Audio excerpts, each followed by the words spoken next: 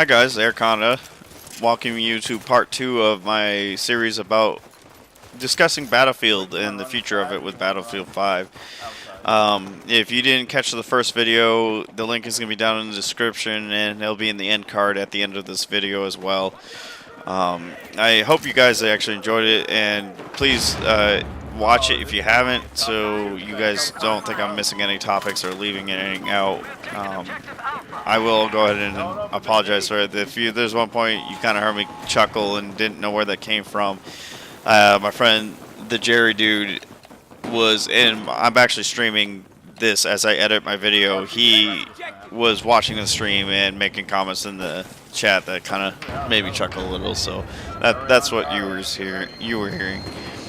But like I said in the other video, I ended it with talking about how there's a difference between using a product like Battlefield 5 as a tool to promote a cause you support and cramming it, using it as a choking device to cram it down people's throats and forcing them to swallow. If they don't swallow, you end up bashing them over the head with it, hoping to get your point across. But all you're actually doing is making them fight and resist you more, and that's what I feel EA is doing, along with several businesses and companies in the entertainment business.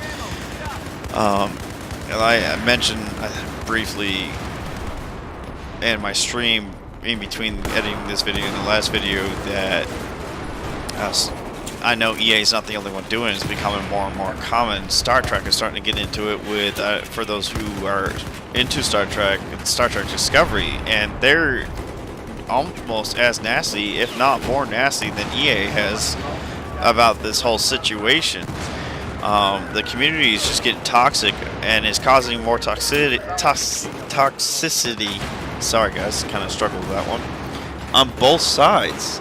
I mean, I guess that's what happens when you have something that's toxic. It becomes infectious and just spreads and makes things horrible.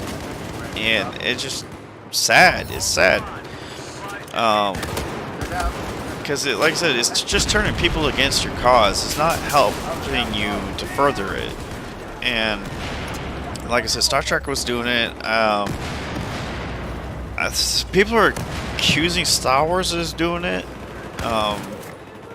I know it's been a flop, and I guess some portrayal of the female characters against the male characters, and like movies like The Last Jedi was not that great. I guess I'm not too familiar with what's going on there. I haven't heard articles written about people talking down to the Star Wars community for not liking the movies because of what they're doing with the female characters or whatnot. But I could be wrong. But it is becoming an issue where Hollywood and companies like EA feel like they have to use their product to force people to agree with them. It's not necessary. You're entertainment companies, not political companies, not social justice companies. You're entertainment companies, and we're here to be entertained. Again, there's nothing wrong with having female characters in video games. I mean, we got games, Call of Duty's got female characters, or you got Fortnite that has female characters. And I know some people are going to argue, well, that's not the same, Battlefield's completely different, and people throwing a fit over Battlefield. Again, the issue people are having with the female character in Battlefield is not because she's a female. If it was any other version of Battlefield, like Battlefield 4, I guarantee most people, except for the truly sexist people, would not complain about a female playable character in Battlefield 4. They're complaining about Battlefield 5 because it's supposed to be based on a historic event, and they're kind of forcing this female character into a role that did not actually take place in Battlefield 5. I'm sorry, World War II. And that's what's bothering people. And they're being attacked for being upset about it because everybody's assuming they're sexist. Like I said, any other game or if another variation of Battlefield that wasn't based on a historic event, I guarantee wouldn't have been as negative as a response for having a female playable character. I mean, even the executive of EA came out and said that his daughter mentioned that she can play a female character in Fortnite and it's no big deal. Why is it a big deal for Battlefield 5? And it's because of a historical event. And I remember one YouTuber saying, like, what are you going to do when your daughter goes to school and they start talking about World War II and she hears little to no mention of female, let's say characters, but we're not talking about a game, but women in World War II and their involvement. Is he going to tell them that they're wrong and she's going to get upset about the fact that these guys are basically saying they're idiots for not including women in the story about World War II? I mean, the YouTuber, I can't remember who it was, kind of got a little carried away with it, but he was doing it to drive a point home, which I can understand. But it's true though. Now that girl potentially could be going in for the rest of her life thinking women had this huge role in World War II. Because her dad said, you know what, screw history, you're right, you should be able to play a girl in Battlefield 2, even though we're trying to make this historically accurate.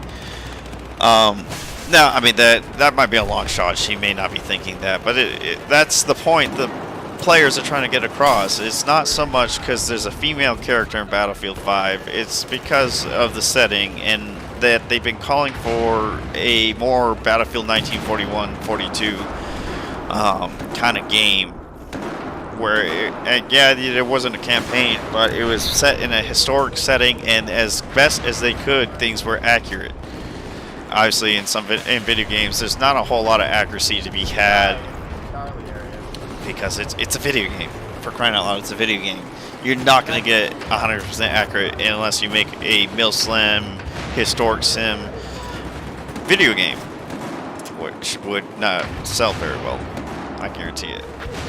But the developers seem to be missing this point that these gamers are trying to make, and instead of trying to reach a mutual ground and understand, they're just insulting him and burning their bridges. And if EA does find out that Battlefield 5 is tanking horribly because of all this that's happening, by the time they realize it and try to fix it, it's probably gonna be too late, and there's gonna be no saving. So many people are gonna end up boycotting Battlefield, and in one reason or another, if people are helping on the historical accuracy of a female character with a prosthetic arm, or an African American or a British unit, or a British African. I guess I haven't heard him talk, so I don't know what his nationality is supposed to be.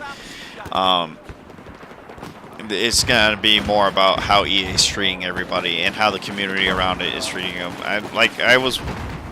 Just before this video, I was researching articles to put in the last videos, just clips of it, so you can get an idea of it. I mainly included the title, so if you guys actually run and read the whole article, you can Google it. And like I said, a lot of videos covered most of these articles anyway. But it was by GameSpot, if I remember correctly. I'll put a little clip of it here. But it's not GameSpot. I didn't read the whole thing, so I don't know what GameSpot's side on the issue is. But they're quoting one of the people with the EA saying, honestly, we should have put women in Battlefield 1. They wish they had. And that wasn't, to me, like, hey, we just want to further support our cause and shame on us for not taking an opportunity in Battlefield 1. That, to me, I took that as a slap in the face of everybody that's bringing up these issues. Like, you guys are foolish, stupid morons for feeling this way about Battlefield 5, and to add salt to the wound, we're going to say we should have done it in Battlefield 1 just to really drive that nail home. And that, I'm sorry, that's wrong. That is not right. That is not what you do. And I know they're trying to say money's not more important than to their cause, but again, this is different from saying, hey, for all of you sexists out there, I don't care if you're mad at this game because we have a female lead in it. So your money means nothing to us if you decide, even if you decide not to buy it. But they're saying is all your whiners and criers, and this I'm just saying. I'm not saying you guys are whiners and criers, but all you whiners and criers out there, because there's a female World War II game, can go suck an egg. That's always the we don't care about your money, and we're going to continue to antagonize you guys and poke you by making comments like we should have done in Battlefield 1 and basically shaming us for not doing it. I'm going to include a link to that GameSpot article. Actually, let me double check, make sure it's GameSpot. So, yeah, it is GameSpot. I just want to make sure I'm not misrepresenting another organization, and like I said, I didn't read the whole article, and I'm probably going to after I'm done editing this video, just to make sure, or just because I'm curious to see where they lean on this topic. They might be just simply reporting what somebody said and don't have an opinion in the matter, or if they do, they're not going to make it obvious to the reader.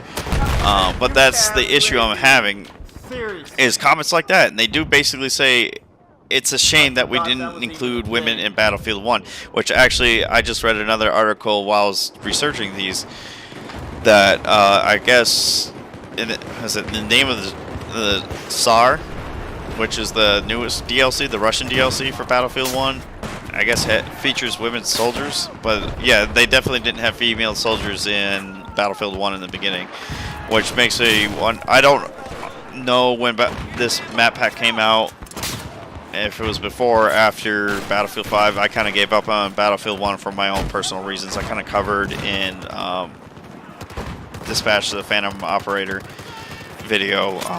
I think there's a lot of broken issues with it as far as the gunplay goes, and it was enough to drive me through a wall. I mean, I still play it now and then. I do enjoy it when I get to play it, and I take a lot of pride when I kill somebody using an assault class while I'm a medic. But we'll just leave that for another. Let's not get distracted from the topic. We're trying not to make this video too long. But to basically recap everything I was talking about and sum it all up, I kind of went on a long tangent rant, and make sure I keep this below 15 minutes. I think some people are getting carried away with this historical inaccuracy issue as far as women and blacks in a British unit, which again, we don't know if it's actually supposed to be a British unit, or if it's part of the campaign, or if it's part of the multiplayer. So they're overreacting before they know the whole story. And it's a shame that EA is not trying to expound on what actually is happening in that clip, so people can stop throwing a fit and, again, hopefully diffuse the situation. But again, I think it's too late. Too little, too late. There's not a whole lot they can do at this point, I think. I think they've lost too many people, and the only thing they can do now is damage control and hope they don't lose too many more. So I think some people are blowing the historical inaccuracy issue way out of the proportion and making it too big of a deal, honestly. But again, that's just me. Not everybody has to feel the same way I do, and I'm not mocking them or making fun of them. It's their right. If that's what they were looking for in a Battlefield, then good on them. Hopefully future Battlefields or this Battlefield gets corrected and they get what they want. But I think the majority of people who are really mad at EA and DICE is their response to those people and how they're reacting to them. And because like I said, historically, yeah, I'm bothered by the female soldier because it wasn't our thing. So in a way, yeah, they're kind of getting after me because I feel it's wrong for them for a history-based game to include something that actually wasn't in there.